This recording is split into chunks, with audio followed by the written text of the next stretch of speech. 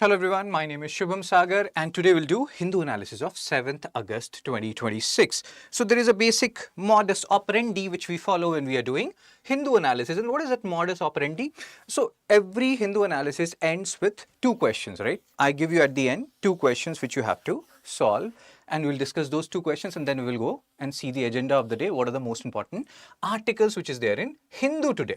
So let's start without wasting any time, and you can download these PDF from this Telegram channel, Fun Study with Shubh. Yesterday, we ended the session with these two questions. We were talking about RBI credit control mechanism. We talked about quantitative analysis, qualitative analysis, what is quantitative, what separates them or differentiates them, repo rate, CRR, SLR, margin requirement, direct action, moral suasion, and whatnot. So, repo rate was the basic thing because there were some numbers. From UPSC perspective, those numbers actually don't matter much, but these concepts actually do. What is the basic meaning of these concepts? So repo rate, any answer, guys, whoever is watching, what is the answer of this particular question? MCQ time. Let's rewind it. If you answered it yesterday also, that's fine. But what is repo rate? Any idea? G1 has given the answer. Very good, G1. So the answer is the rate at which RBI lends short-term funds to commercial bank. Short-term. For long-term, you have something called as bank rate. Long-term, you have bank rate. Overnight, you have marginal standing facility, MSF. So remember, these things are actually important. Cool. Then, good morning, Jivayan. Then this question, MCQ 11, this was based on the first article which we did yesterday, first editorial which we did yesterday. So yeah, horizontal fiscal imbalance. What is the basic meaning of this particular term? Jivayan and others. Horizontal fiscal imbalance. Imbalance between union revenue and union expenditure. Imbalance between center and states in fiscal powers. Difference in fiscal capacity among states. Do remember horizontal and vertical. When you are talking about horizontal in any sense, you will witness these terms anywhere and everywhere. Horizontal. Then when you are talking about vertical, there is a hierarchy here. When you are talking about vertical, A, B. Horizontal, same level. So what is the answer of this particular question? 11th C. Very good, Jivayan. So difference in fiscal capacity among state. Whenever horizontal, at the same level. So we have talked about 16th Finance Commission yesterday, and there we have talked about horizontal devolution, vertical devolution. Horizontal devolution, how money will be divided among states. Vertical devolution, how money will be divided among center and states. Cool. Let's come and let's talk about the agenda of the day. So this was yesterday, these two questions. First question means first editorial, page 8, GS1 culture, GS2 schemes. You see, Giriraj Singh sir is writing this particular editorial. Handloom weaving India's heritage, weaving India's heritage into global growth. And why we are talking about this? Because August 7, India's Handloom Day or National Handloom Day. UPSC has already asked a PYQ on this, guys. This particular National Handloom Day. Oh my God. August 7. Today is August 7, right? Why are we celebrating National Handloom Day on August 7? Because 7th August 1905, Swadeshi movement was started.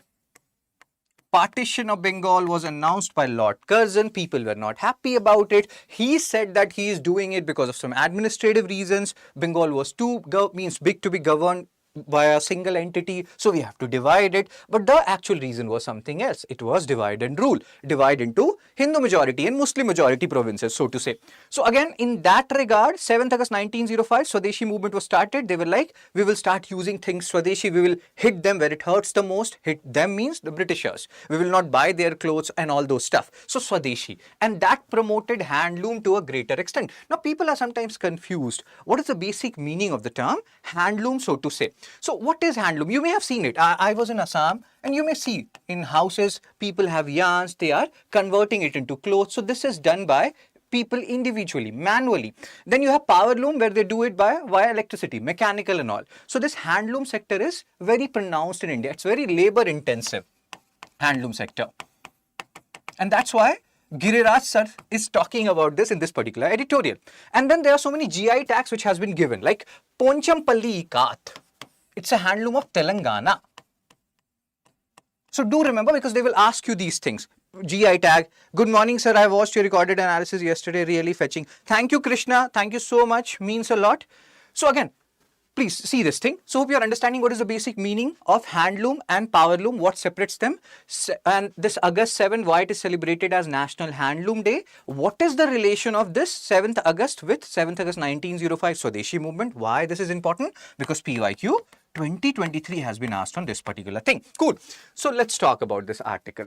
Handloom is one of the biggest trends and can help achieve Viksit Bharat 2047. Before Britishers arrived, our handloom sector was renowned all over the world. It was said that around 17th century, India was one of the richest country in the world, if not the richest country in the world.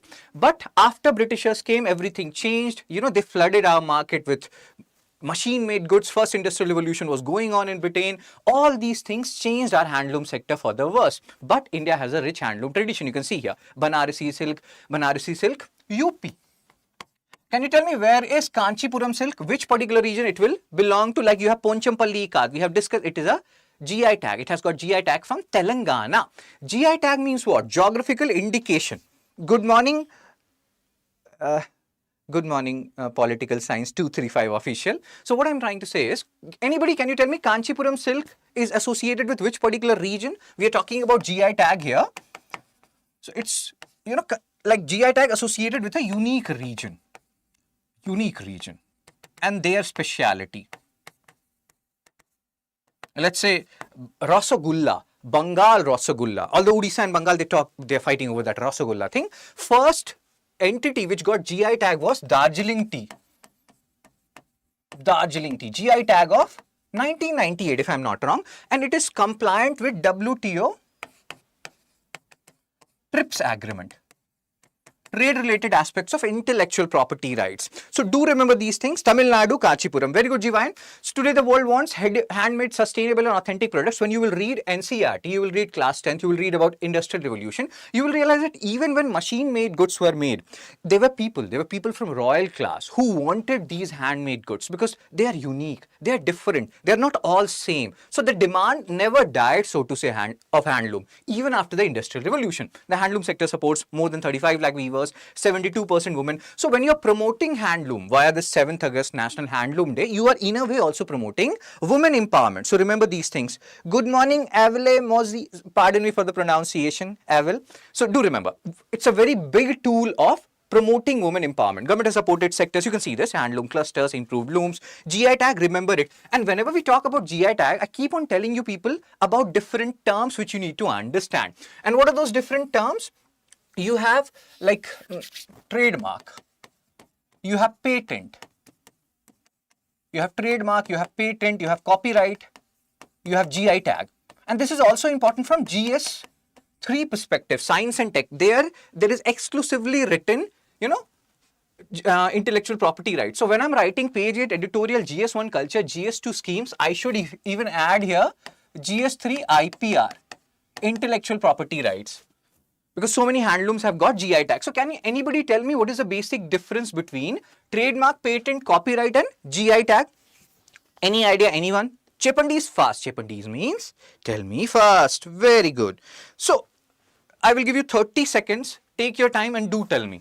Trademark, patent, copyright, GI tag. Avil, Jivayan, Political Science 235, Krishna and other people.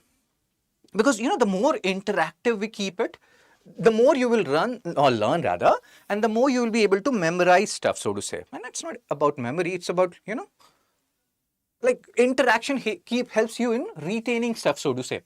So 30 seconds. Let me tell you then. So what happens? Trademark. Trademark is generally associated with companies.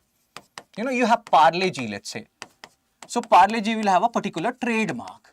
So that basically associate you with companies, right? Then you talk about, let's say, copyright. In our time, you people were not born, so there were songs like Ashoka, Roshni se bhare bhare, bhare bhare naina tere. That means your eyes are filled with light. Oh my God, your eyes are filled with light. So generally on songs, when you're writing books, novels, music, composition, you get copyright for a specific period. So these are terms associated with certain things. Trademark associated with companies, Parle-G and this and that. Copyright associated with songs, books, novel, music, Roshni se, and then patent. Let's say Novartis. Novartis is a company which makes drugs, medicines here. So Novartis, they will make a particular medicine, a drug. So they will do permutation and combination over API. API is active pharmaceutical ingredients, basically the raw material of medicines. Most of these raw materials, good morning Shushma, you get from China. So they will do different permutation combination of APIs and they will make medicines. On medicines, they will get patent. Sometimes these companies, they start doing something called as evergreening of patents. Evergreening of patent. What is evergreening of patent? So they have, let's say they have used 100 API, 100 active pharmaceutical ingredient. They will just change one of them very minutely and they will say that they have made a new medicine. So these evergreening of patents, they are looked after by different governments, that you don't do that. You don't just change one of the 100 APIs and claim that you have made a new medicine. So hope you're understanding. Trademark companies patent on drugs, medicines, copyright songs, books, novels and GI tags specific to a unique place and their speciality. Like we have discussed, Ponchampalli Ikat of Telangana, Kanchipuram silk of Tamil Nadu, Banarasi silk sari of UP. Cool. So hope you understood the meaning of these terms. They are actually really important. And again, there is a new National Handloom and Handicraft program which has been launched. That's fine. Ambition is to ensure that weavers are earning at least 50,000 per month or more in future. So the basic rationale, the things which are actually very important in this article is National Handloom Day, August 7. Why August 7? August 7, 1905. What happened on August 7, 1905? Start of Swadeshi movement. So this is the most important part of this editorial written by our Honorable Minister, sir. Cool. Then you can see all the things. Largest cottage industry employs a lot of people, labor intensive, employs a lot of women, a tool of women empowerment. All these things you have to keep in mind. Cool. Now let's see this particular question asked by UPSC in 2023.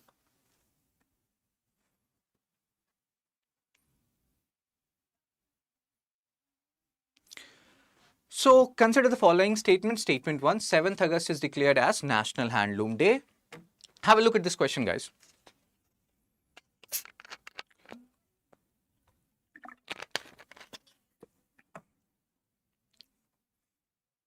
Statement 2, it was in 1905 that Swadeshi movement was launched on the same day. So both statement A and 2 means A, statement 1 and statement 2 are correct and statement 2 is the correct explanation. B, statement 1 and 2 are correct, not correct explanation. Statement C, statement 1 is correct, statement 2 is incorrect. Guys, statement 1 is incorrect, statement 2 is correct. So what is the answer, guys? Any idea, anyone? Shushma, Evel, Jivayan, political science official, Krishna, and other people. Guys, fast. We have to go to Panvel tomorrow. Kal subah Panvel bhi nikalna hai. That means tomorrow we have to go to Panvel. Oh my God. So the answer is both. 7th August declared as National Handloom Day. We have just seen. That's what that editorial was all about. Giriraj Singh sir was talking about it. So let's do option elimination. So we know statement 1 is correct. That means we will eliminate D option. Now we are left with A, B and C. I have just told you it was in 1905 that Swadeshi movement was launched on the same day. So statement 2 is also correct. That means we are left with now A and B. And yes, it is celebrated on National Handloom Day. Like 7th August is celebrated on, or National Handloom Day rather is celebrated on 7th August because we are celebrating that thing, the start of the Swadeshi movement in 1905. So as Jivayan and Sushma stated, the answer is A. Both state, and now I will give you one, like a little bit of a cheat code. Both statement 1 and 2 are correct. Statement 2 is the correct explanation for 1. See, this pattern, it came in UPSC for a very long period. Then it died down. Then again from 2023 onwards, you started seeing this particular pattern. Generally what happens, you will see many questions of this statement 1 and 2 and explanation not stuck between A and B. Again, guys, this is not an hard and fast rule, whatever I'm going to tell you right now. But generally it has been seen, if you analyze especially history questions or most of the UPSC PYQs of last 20-30 years, you will see if you're stuck in A and B, and you are very confused whether it is explaining or not, go with A. Again, don't kill me in actual UPSC exam if you get the question wrong. I'm just telling you generally, mostly. Generally, mostly does not mean in all cases. Like I will tell you another scenario. You have A, B, C, D, 4 options. If you talk in mathematical terms, every option has 25% probability. But somebody did a research of, sometimes people have so much free time.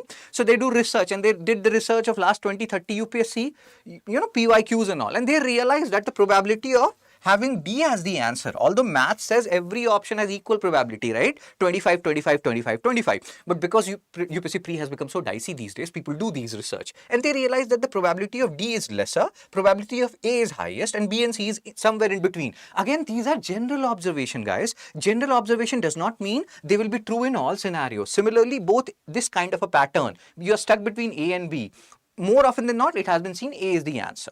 I'm just telling you here, it's very straightforward. We know A is the answer. Just seen the editorial. Similarly, A, B, C, D. You are confused between A and D. What UPSC PYQ's 30 years, last 30 year analysis say, there is a higher probability of A being correct than D. Again, not a rule. These are some observations. Keep that in mind. MCQ2, which one of the following is not a likely benefit of promoting the handloom sector? We have just discussed handloom sector. What is handloom sector? So what do you think? And again, they're asking not a likely benefit. So do option elimination here.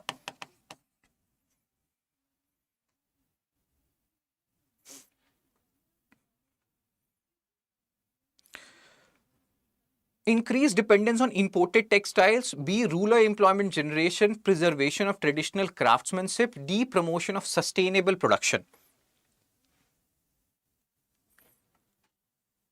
What do you think is the answer?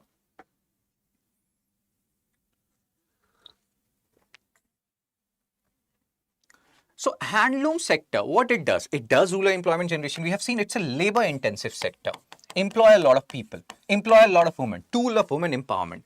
So rural employment generation, preservation of traditional hand means craftsmanship. We have just seen Ponchampalli Ikat, Telangana, Banarsi Sari. These are traditional craftsmanship, like unique around a particular region, so to say. So third is also correct. Promotion of sustainable production, yes, because yes, they are environment friendly also. They emit very lesser carbon emission, if any. So they are environment friendly as well.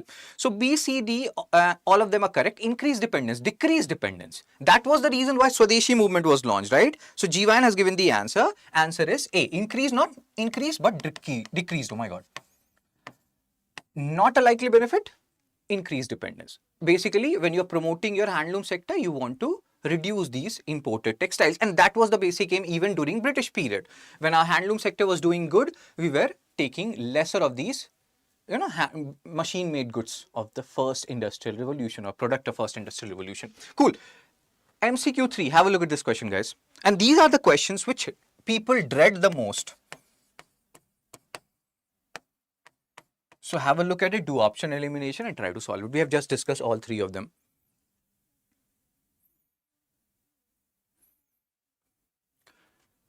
So handloom product state, Banarasi silk, Ponchampalli Ikat, Kanchipuram silk, Uttar Pradesh, Telangana, Karnataka. How many pairs given above are correctly matched?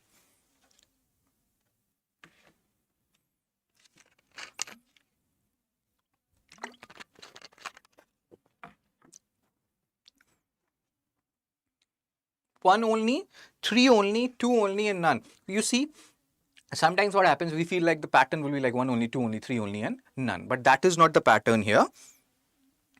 Okay, Jivan has given the answer. So what we have just seen, guys, we have seen Banarasi silk is of Uttar Pradesh. This is correct. Ponchampalli Ikat is of Telangana. Correct? GI tag. Kanchipuram silk is not of Karnataka. Kanchipuram silk is of Tamil Nadu. So third is wrong. That means C, two only.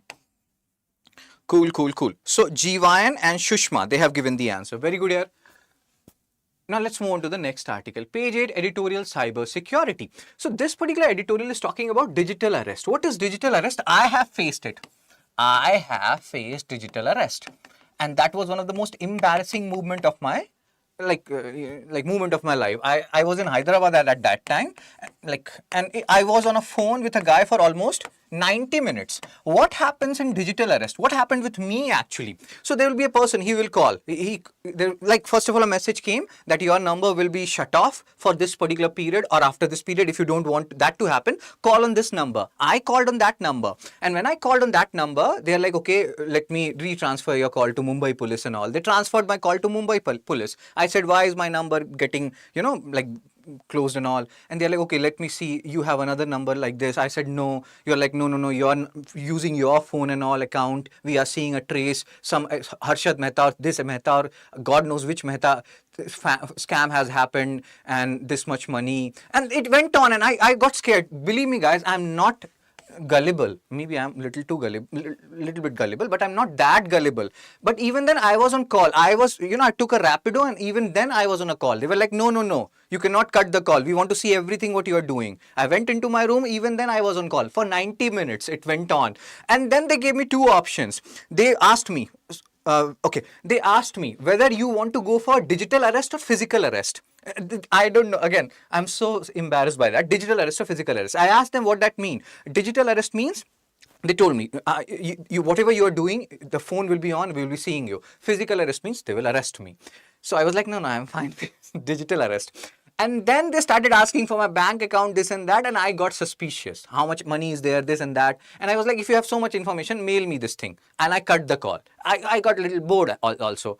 So the point is, if I can get, and it is happening. The good thing is now these digital arrest scams have reduced, and that is actually a very, very good thing. Guys, this is not a joke. I'm very serious about it. But the good thing is, see, the numbers have fallen from 1.23 lakh, and at that time there were no such ads by RBI, this and that. So maybe I did not know about it. 16,377. The major reason from where these digital arrest scams are happening is golden triangle. Oh my God. So remember these terms, they are important.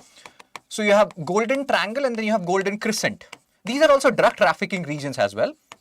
Golden triangle and golden crescent. India is sandwiched between golden triangle and golden crescent. Can anybody tell me like which countries comes under golden triangle and golden crescent? Anybody having any idea? Chepandis, guys, Chepandis fast. So here golden crescent, here golden triangle.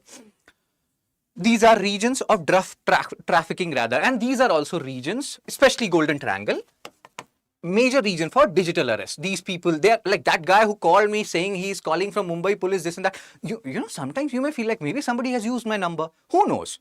It's not like these days anything is happening. Aadhaar data is getting leaked. So I got worried and I was like, oh my God, my whole life is in ruins now. So guys, what is the difference between golden crescent and golden triangle? Anybody? Chepandis fast, guys. So golden triangle is MTL. Myanmar, Thailand, Laos. That's why I've written it this side. And this is India, guys. This is how I make India's map. This is a smart way of making India's map. You just make the South India and you just drag it down. And then you have golden crescent. Nobody knows it. Chepandis. So golden crescent, here you will have Afghanistan, you have Iran, you have Pakistan. So Pakistan, Afghanistan, Iran, pi. So in our time, you people were not born. There was a concept in maths which was called pi. Oh my God. Pi 3.14. So pi, golden crescent and golden triangle is MTL, Myanmar, Thailand, Laos. From our perspective, when we're talking about digital arrest scams, golden triangle is the one where we are focusing on. Delhi, Agra and Jaipur. Oh my God. Very good, Jeevayan. That is some other golden triangle. Here we are talking about golden triangle from international perspective. You see this? You see, many scams are run from Myanmar, Cambodia and the golden triangle region. Golden triangle. So Myanmar, Thailand and Laos. MTL. Complaints have fallen down. RBI has issued rules. All these things are awesome. So we have seen one particular phrase here. That is golden triangle. The other one is E0 FIRs. UPSC has asked PYQ in 2026 on zero FIRs. So what is the basic difference between zero FIRs and E0 FIRs? So zero FIR is what? Earlier, you go to a police station, I want to lodge an FIR. They're like, no, it doesn't come within our jurisdiction. You have to go to Agra or Mathura or Naharlagun. Naharlagun is in Arunachal Pradesh. So you go there, Itanagar and all. So you go there and you lodge the FIR there. Now, if you have any issues, you faced a problem here, you don't know which police station it lies in that particular complaint, you file at any particular police station, they will transfer that, that whole FIR to the designated police station, but you can file anywhere. So this is zero FIR. You don't have to wait where this crime happened, under which police station it lies. No, zero FIR. And under this zero FIR, they lodge this zero FIR for cognizable offense. What is cognizable offense? In this, they will lodge the FIR and they can arrest you within 24 hours, even without taking the permission of the magistrate. Generally, what happens, if they want to arrest you, if police wants to arrest you, they have to take permission from magistrate for non-cognizable offense. What is a cognizable offense? Anything like murder and all, these can come under cognizable offense. Police don't need to take permission from magistrate, they can arrest you.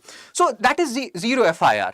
FIR can be launched at any police station, it will be transferred and you can be arrested before like 24 hours and no permission is required by police from magistrate, so to say. What is E0 FIR? E is electronic. So this is for electronic means frauds. Like right now we are talking about digital arrest, for that you have E0 FIRs. If you want to see a comparative analysis, guys, this is what we are talking about. E0 FIR and 0 FIR. FIR registered at any police station regardless of jurisdiction to address that particular earlier concern which was there. So again, you can see all these things. E0 is for electronic and that's why we are talking about this from digital arrest perspective. Okay, only cyber financial fraud, which digital arrest is E0 FIR, electronic. And here again, you can see it is for cognizable offense. You will see this word, this is important. Cognizable. This 0 FIR is not lodged for non-cognizable. Hope you are understanding. This is lodged for murder, rape, robbery, accident, kidnapping. These are cognizable offense. We have just discussed what is the basic meaning of cognizable offense. So do remember these terms. They are actually important. Cool. We'll solve UPSC 2026 PYQ. You will understand that. So yes, sir. Let's again come back to digital arrest. Complaints have fallen down. E0 FIR we have just seen. Decline is mainly due to awareness campaign. I was not aware when I faced digital arrest, but now people are aware. Scammers still target. Basically, you cannot say I faced digital arrest. Yes, maybe for 1.5 hours, but I did not lose any money. People have lost a lot of money. Few criminals are convicted. Why? Because they are operating from MTL, Myanmar, Thailand, Laos and Cambodia and other regions, Golden Triangle region. Scammers are using Simbox now. There is another phrase, mule bank accounts. What is the meaning of mule bank account? So let's say if that particular call which I had with people who were supposedly from Mumbai police and all, I don't know. If that call had gone through and they were asking for my bank account and I would have transferred the money that no, please, I don't like this digital arrest. I am going to toilet and I have to take the camera. You are invading my privacy. There is right to privacy under Article 21, KS Puttaswamy judgment, Shiv. So please, I will give you money. Cancel this digital arrest. So that money goes to mule bank account. What is mule bank account? They're not idiots that they will tell you, oh, I have a bank, I have an account in SBI. So, or SDFC or ICICI. These three are too big to fail banks, guys. So there are three too big to fail banks. I'm giving you different information via this digital arrest. Too big to fail banks in India. 3 banks. What are those 3 banks? SBI, HDFC and ICICI. Remember this, important. If more has been added, do let me know. But as far as I know, in India, there are 3 too big to fail banks, SBI, HDFC and ICICI. Let's come back to our story. So then generally they are like, no. In SBI, HDFC, this is the account number. This is my IFSC code. No, they don't do that. What they will do is they have hijacked or they have, taken into consideration or they have taken some bank accounts which belong to some of their companions. But first of all, they will tell you to transfer into one account which is not theirs. Maybe they have, like fraudulently gained access to it, God knows what. Then when the money is transferred to that account, let's say 1 lakh rupees transferred to that account, what they will do, they will transfer 5,000, 20 times to 20 different accounts. And from there, they will take it out. So it becomes very difficult to track where the money actually went. 1,000 rupees went to one account, which was in name of somebody's. And then from there, it 5555, it went to 20 different accounts. And from there, it went somewhere else. So these are mule bank accounts. These are not the actual bank accounts of those people. So do remember these terms, E0 FIR, 0 FIR, mule bank account, golden triangle, all these things are actually important. So we have to do these things, improve cyber policing, recover victims' money faster, increase conviction rate. In that regard, because most of these digital arrest cases are originating from Golden Triangle, we need to have synergy with these ASEAN countries. Guys, people who have studied from me earlier, we have talked about this thing, right? ASEAN country mnemonic. Anybody can use Chepandis? Chepandis means, can you tell me what is the mnemonic of ASEAN countries which we have discussed? Tell me fast. Anybody? ASEAN is now 11 countries, guys, if I'm not wrong. Earlier it was 10, now it is 11. So what are those 11 countries of ASEAN? Jiva and Shushma, Evil, Political Science Official, Krishna and other people. So the mnemonic for ASEAN country is BPL TV, Mimics, plus Timor-Leste plus TL. So BPL TV mimics Brunei, Philippines, Laos, Thailand. Guys, you should be remembering this. Multiple questions have been asked by UPSC. Which of the following are ASEAN countries? Vietnam, then Myanmar, then Malaysia, then Indonesia, then Cambodia, then Singapore. Pardon my doctor-like handwriting, but hope you are understanding it. Timor-Leste. Do not, sir. Okay, cool. No issues, no issues. So do remember these mnemonics for ASEAN countries. BPL TV mimics. You people were not born. In our time, there used to be TV. BPL, Oneida and all. So BPL TV mimics plus Timor-Leste 11. This is important, guys. E0 FIR and 0 FIR. UPSC has asked questions on that. So India has reduced digital arrest camps. Not only reduced, they have reduced it drastically. These numbers are actually very good. Like 1.23 lakh in 2024 to 16,000 now in the first half of 2026. This is not just reduction, this is a significant reduction. So it's a good thing. It's an achievement. Let's see this question asked by UPSC in 2026. So PYQ4 UPSC 2026, which of the following statement about a zero first information report, zero FIR under BNSS 2023 is correct? And you can use option elimination based on what we have just discussed. Again, this is a tricky question. If you're getting this particular question wrong, there is no issue at all.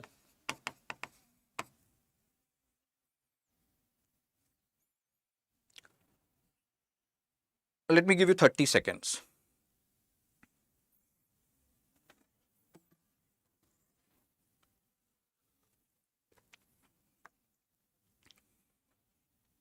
A zero FIR can be launched at a police station even though the place of commission of a cognizable, non-cognizable offence is outside the territorial jurisdiction of that police station.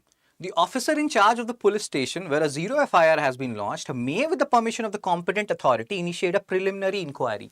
Under zero FIR, it is obligatory for the informant to furnish information electronically. Again, all these statements look so haphazard. That was the problem in actual UPSC also. Such big question, not one or two, so many big questions. Let's do option elimination. We know zero FIR is only for cognizable. Via this slash, they are saying or, cognizable or non-cognizable, so this is wrong. So if you eliminate first, see, these two options are gone. Now you're left with B and D. That means 2 is correct. You don't have to check anything about 2. Let's check the third one. Under zero FIR, obligatory for informant to furnish information electronically. Electronically is E0 FIR. And here in zero FIR, there's no, and that is also for electronic frauds, E0 FIR. So it's not like you have to, obligatory means mandatory that you furnish information electronically. No, nowhere it is written. So, and nowhere we discussed it, right? So third is wrong. And the answer is D, 2 only. So these kind of big questions, if you, D is the answer, Jivan. So in these kind of big questions, if you do option elimination, let's say, you know, non-cognizable, zero FIR is not applicable. Just eliminate that, you are left with B and D, and that will solve matter so much more, guys. So keep that in mind. Answer is D. D for dog. MCQ 5, with reference to digital arrest scams, have a look at this. This is an easy question. So you should be able to do it. Fraudsters often impersonate police or government officials. Victims are threatened with fake legal action to extort money. Digital arrest is a legal procedure recognized under Indian law. Again, do option elimination. Does Indian government allow digital arrest? Do they tell you that, okay, we will, just like those people gave me the option, that there are two options for you, digital arrest or physical arrest. So do they, Indian governments tell you that, okay, you have an option, digital arrest, we will follow you everywhere you go. No, it's not a legal procedure recognized under Indian law. It's illegal. There is no such thing called digital arrest. So third is wrong. If you eliminate third, do option elimination, guys, will help you. So the answer is A, 1 and 2. Cool. So GYN gave the answer, Apex gave the answer, Cloud Shinobi gave the answer. Cool, guys. Like, share and subscribe. Spread the word, guys. Next article, page 8, editorial GS2 IR. Donald Trump in Persian Labyrinth. Stanley Johnny. This name is macho name.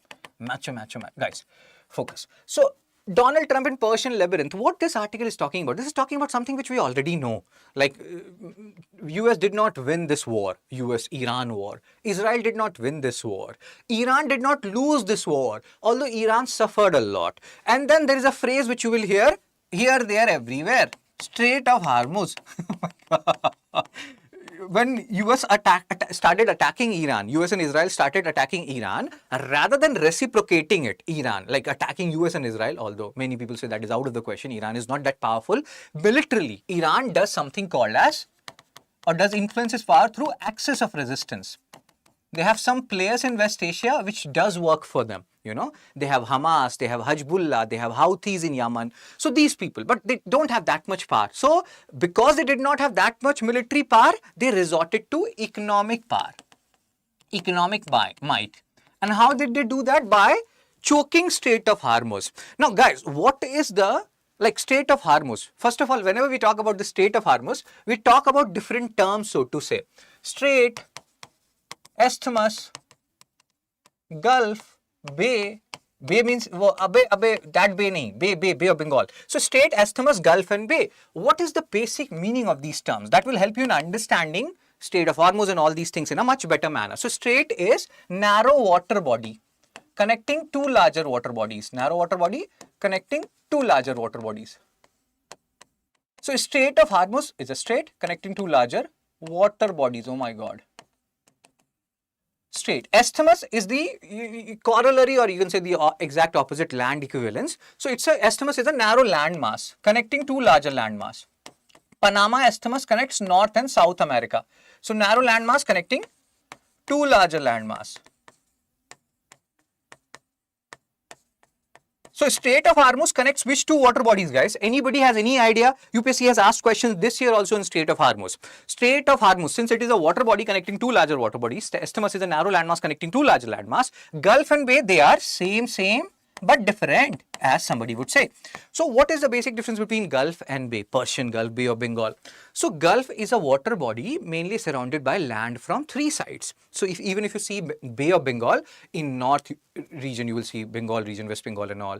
Even in west side you will see southern portion of India, Eastern Ghats and all. Even in the east side of Bay of Bengal you will see ASEAN countries and all. So what is a bay or Gulf? They are water body mainly surrounded by land from three sides, Gulf and Bay. But generally Gulf is greater than Bay. Generally Gulf is greater than Bay. Bay of Bengal is an exception. It's not like that's the norm. Bay of Bengal is very big, but generally Gulf is greater than Bay. And Gulf and Bay, same definition. Water body mainly surrounded by land from three sides. Cool. So Strait of Hormuz connects which two water bodies? Oh my God, Chepandis, nobody answered me. So Strait of Hormuz, it connects Persian Gulf with Arabian Sea. Then you have, okay, so remember this, Arabian Sea, Persian Gulf. These two are the major entities, and that choke point was choked, literally choked by Iran. And this article, and again, these are the opinions of Stanley Johnny. You may agree with him, you may disagree with him. That's totally your call. But there are some common points which we can take out from this article. Their main goals was destroying Iran's nuclear program. We don't know how much successful they became in that. You know, there are Fordo and all those nuclear power plants, which many people say they're still working. Destroy missile capability. So these were the four aims. But the most important aim they believed was, out of these four aims, was this one: bring about regime change. Because they believed that the upper three, destroy Iran's nuclear program, destroy its missile capability, stop Iran's support to axis of resistance, Hamas, Hezbollah and Houthis, it depended on the fourth point. If they're able to bring, I will do that. So if they are able to bring the regime change, they'll be able to achieve the above three objectives. But this thing did not happen. Iran actually became more powerful again, according to Stanley Johnny, who has written this particular article. Expand the war, increase economic pressure by closing the Strait of Hormuz. We have talked about Strait of Hormuz so much time, Shinobi. We'll keep talking about it. I will show you the map. As the war, again you can see this, US gradually shifted its focus, initially regime change, destroying Iran's nuclear program, later reopening the Strait of Hormuz and ending the conflict. Now this is a homework for you guys. Strait of Hormuz, Bab al-Mandab, do a comparative analysis. We have discussed this 1,000 times, we'll keep on discussing it in future also, but this is a homework for you people. Strait of Hormuz versus Bab al-Mandab. Very important. Cool. US now only has two choices: negotiate with Iran, launch a full-scale invasion. We'll talk about this article in detail later on also. For now, this will suffice. Let me show you some questions so that you can understand what is important and what is not. MCQ 6 Golden Triangle. Based on the previous article, guys, what do you think is the answer of this question? Golden Triangle, we were talking about digital arrest. There we have talked about Golden Crescent and Golden Triangle.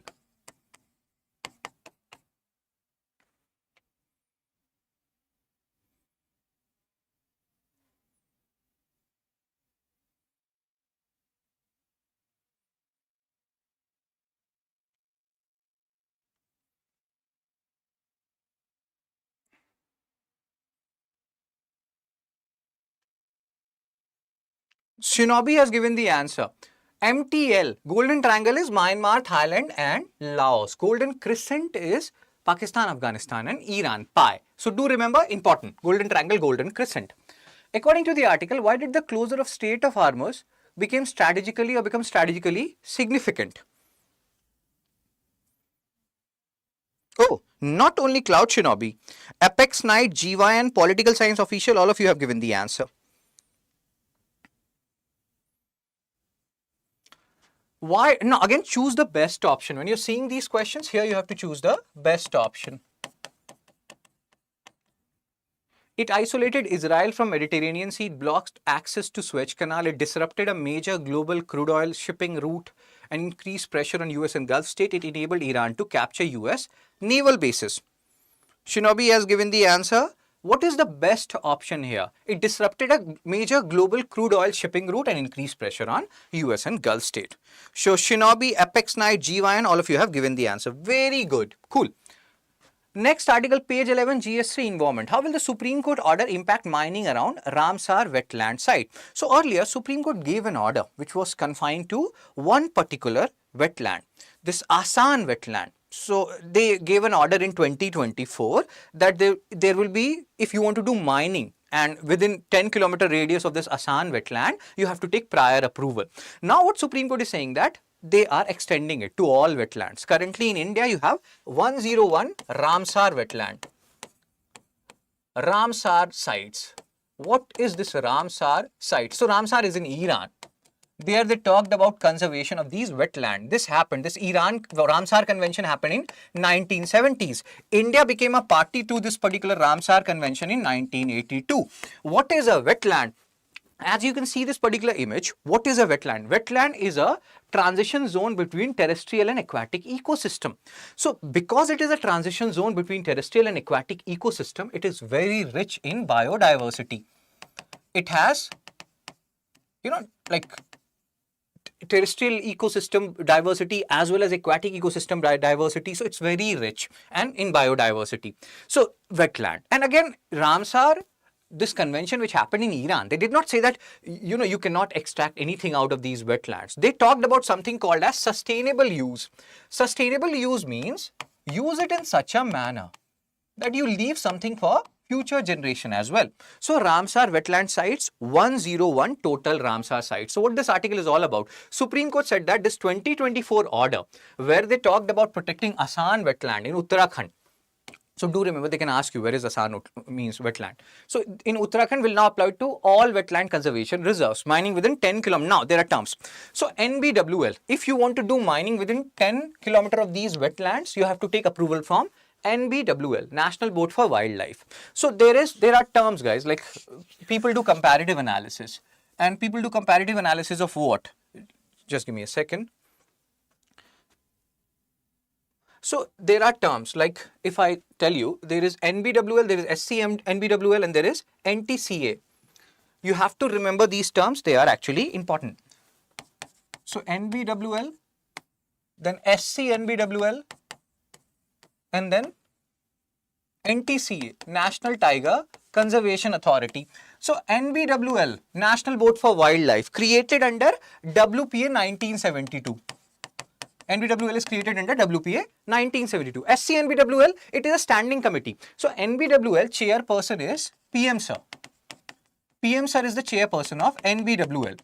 But PM Sir is busy. He has to go to so many places, and again PM Sir has to take so many issues at hand, not go to so many places. So what happens? There is a standing committee of National Board for Wildlife. There the chairperson is MOEFCC, Ministry of Environment, Forest and Climate Change.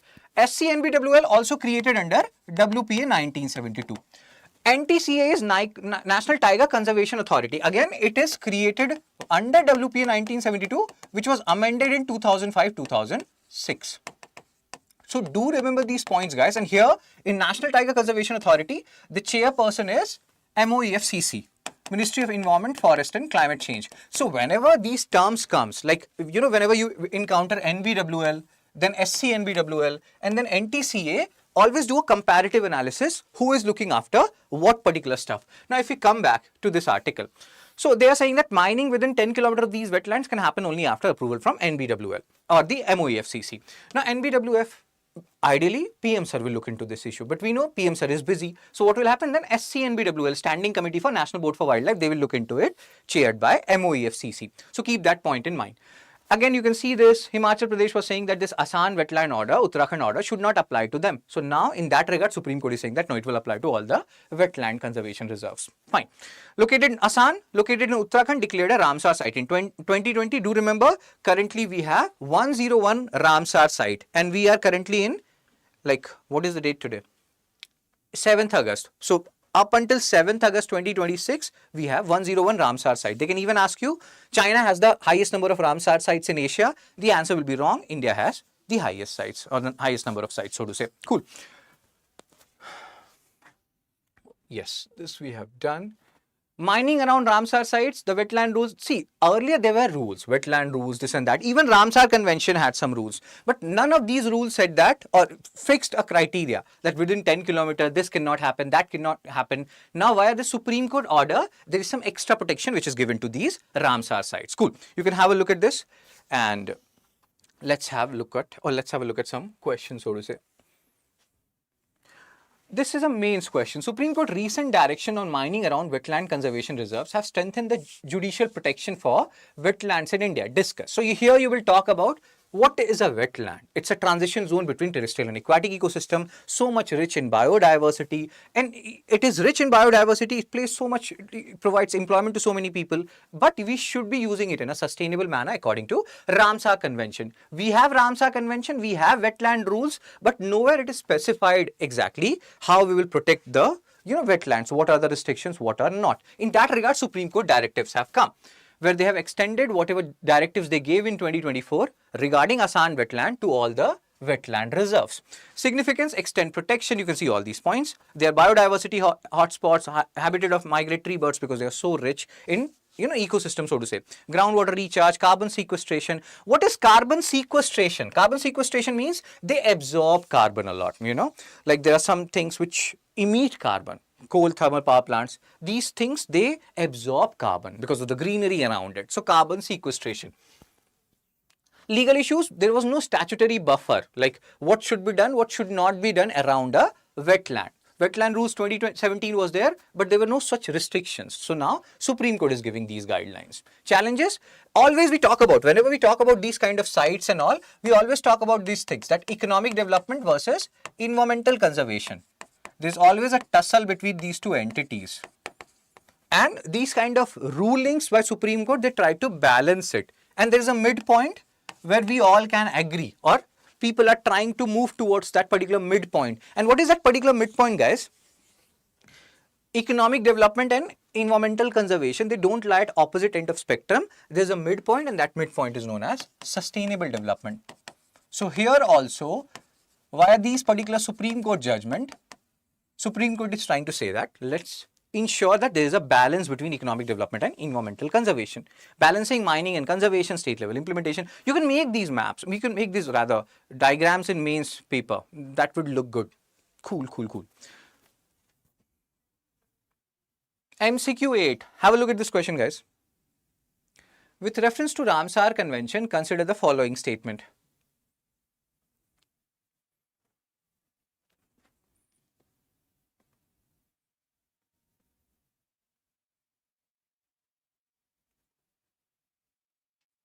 Very good, Jivan.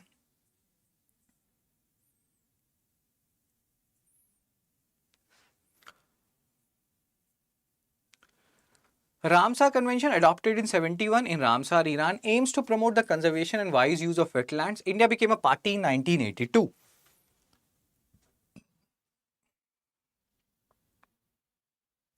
So Jivan has given the answer. It was adopted in 1971 in Ramsar, Iran. This is correct. First statement is correct. So if you eliminate C, like first option is correct, so you can eliminate C option. You're left with A, B and D. Aims to promote the conservation and wise use of wetlands. Second is also correct. So now you're left with A and B. Check the third one. India became a party in 1982. I have told you this. If you go back, if you see this,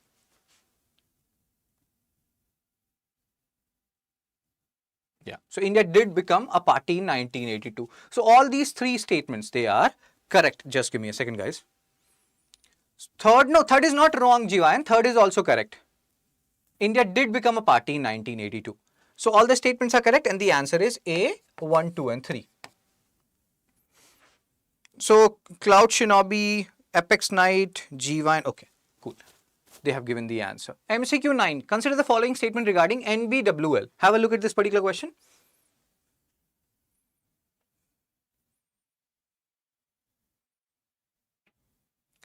It is a statutory body established under WPA 1972. WPA, 6 schedules, very important. Revised WPA keeps coming. Prime Minister, Chairperson, Standing Committee of NBWL examine proposal affecting wildlife habitats. Again, let's try to see how many of you can eliminate options here. So NBWL, we did a comparative analysis. We know it is correct. Statutory body established under WPA Act. If it is established under WPA, it has to be statutory, right? So you eliminate first. You are left with A, C and D. Prime Minister is its chairperson. NBWL, Prime Minister chairperson. SC NBWL, MOEFCC, Ministry of Environment, Forest and Climate Change. He is the chairperson. And then you have NTCA, National Tiger Conservation Authority. Apex has given the answer. Cooler. Yes. So again, have a look at this. You revise this, make a note of it anywhere and everywhere. NBWL, SC NBWL, NTCA. NBWL chairperson PM, SC NBWL standing committee, which basically makes all the decision because PM sir is busy. So MOEFCC, NTCA, MOEFCC. My voice is gone.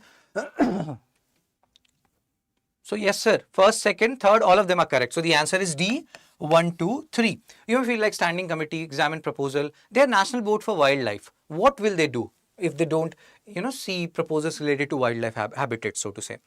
So cool. Apex Knight, you are correct. Answer is D, guys. My voice. Page 15, GS2 schemes, GS3 energy. Government has launched 23,371 crore Gobar-Dhan scheme. Now the question is, sir, we have read about this Gobar-Dhan scheme earlier also. So what is happening here? Like, why are we launching this scheme again and again? We'll talk about that. How this particular, the current Gobar-Dhan scheme, galvanizing organic bio-agro resources dhan, is different from the previous Gobar-Dhan scheme. We have to understand that. And then there are terms here which are important, like biogas, natural gas. What is the difference between biogas and natural gas? So both biogas and natural gas, they contain something called as methane. Both of them contain, that is CH4. But the concentration varies. Natural gas, you find it underground naturally. When you are extracting petroleum and all, at that time you also get some natural gas underground naturally.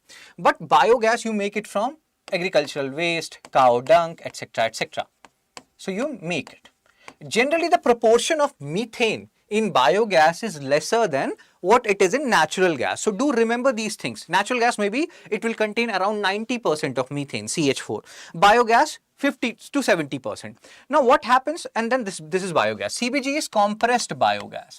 So you are compressing biogas, and then what happens, the concentration of methane increases to a certain extent. So this is CBG, compressed biogas. So now we have Gobar-Dhan scheme right now, which has been launched. Earlier also there was a Gobar-Dhan scheme. What is the difference between these two Gobar-Dhan schemes? Earlier Gobar-Dhan and the current Gobar-Dhan. Earlier Gobar-Dhan was about waste management. You have agricultural cow dung waste. So you convert it into biogas and all those stuff.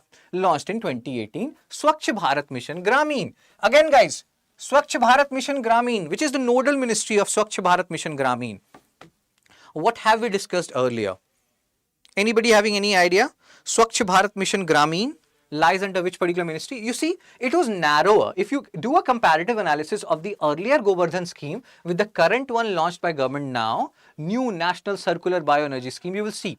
Now, it's not only about waste management. We want to focus more and more on making compressed biogas, increasing the concentration of methane. Maybe later on they will, mix it with fuels and like ethanol blending which happened. So encourage villagers and local bodies to set up biogas plants. Now here you see the amount of money which is provided under the new Gobar-Dhan scheme, 23,731 crore. So you can say that Gobar-Dhan scheme has expanded. It has become bigger and larger. Very good, Jivayan. Jal Shakti Ministry. Swachh Bharat Mission Gramin, like Swachh Bharat Mission Urban, Mahua, Ministry of Housing and Urban Affairs. Swachh Bharat Mission Gramin is not under Rural Development. Ministry of Drinking Water and Sanitation earlier, now Ministry of Jal Shakti, because Ministry of Drinking Water and Sanitation has merged with Jal Shakti. So you can see here, Gobar-Dhan scheme, limited financial support. Now here, capital subsidies, you are getting pricing, you are like they will buy it from you, they will give you infrastructure. So what is the basic rationale? How is the current Gobar-Dhan scheme, National Circular Bioenergy Scheme, is different from the previous one? It is much bigger. The ambit is much bigger. The financial capacity is much bigger. The things which they are doing under this current Gobar-Dhan scheme is much bigger. It is not only about using agricultural waste. It is also about ensuring you have proper pipeline infrastructure and other stuff. Okay, sir. So you can have a look at this. And again, see this. They are providing you this money till 2035, 2036. Why? Because we have to become Viksit nation by 2047. And by reducing our reliance on the imported fuel, if these schemes become successful, we will indeed become Viksit nation. Very good. See this question, guys, MCQ 10.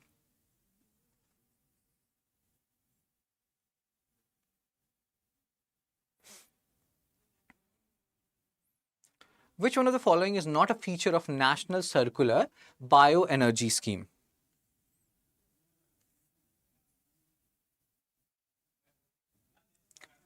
Assured purchase offtake of CBG, capital subsidy for CBG plants, easier access to finance, free LPG cylinders to rural households. They are asking not a feature. Assured purchase, capital subsidy, easier access to finance. What do you think is not a correct answer?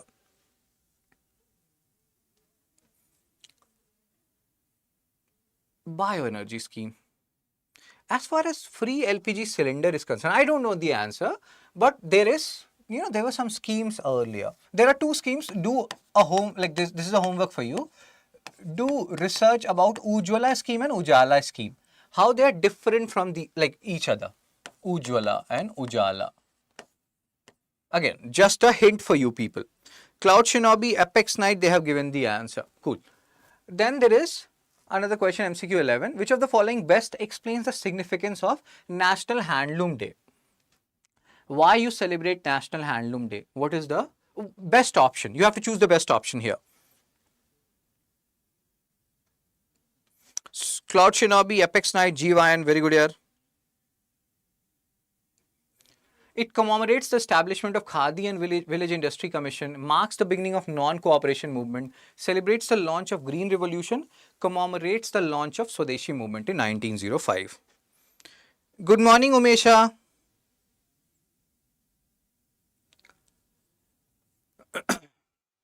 What do you think is the answer? Apex has given the answer. So we'll discuss 10 and 11 tomorrow. Any queries, any doubts, guys? Any queries related to anything, your preparation and everything? Any queries? Like, share and subscribe, spread the word. And again, I keep telling these people, I think this should be a motto. Just compare yourself with yourself, whether you're becoming a better version than what you were yesterday. That's it. Rest, all, nothing, doesn't matter. Don't compare yourself with others. Everyone is on their own trajectory. I love this particular slide. I don't know why. If you keep looking at it, you realize it doesn't mean you become complacent and all. It just means, very good here, Apex, Cloud, GY, just means that follow your own trajectory, give your best. There are so many, control the controllables. That's what you can do. The things which are not in your control, you cannot control it. So, yes. Any queries, any doubts? Otherwise, and you can download these PDF from my Telegram channel, Fun Study, which I've shared the link at the starting. No queries, no doubts, guys. So, shall I be go on then? Umesha, you were so late today. Come early tomorrow. We meet every day or Monday to Saturday at 9 a.m. Okay, guys. Then I will see you tomorrow then. Take care. Be blessed. Tata. Bye bye.